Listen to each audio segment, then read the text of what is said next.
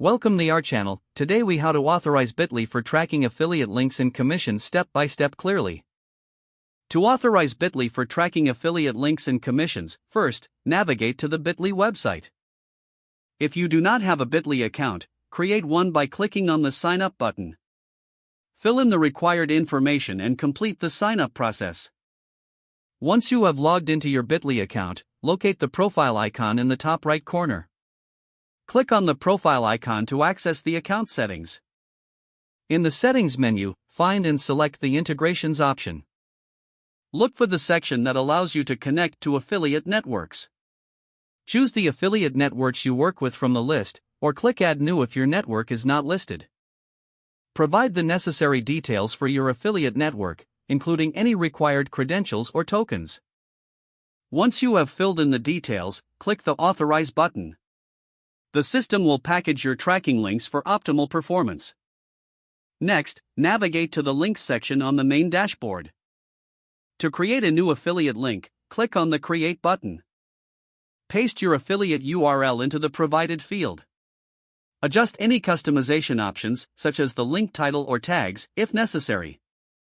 After configuring your link, click on Shorten to generate the Bitly link. Now that your link is created, monitor it through the Bitly dashboard. Check the Analytics section to track click rates and commissions linked to your affiliate efforts.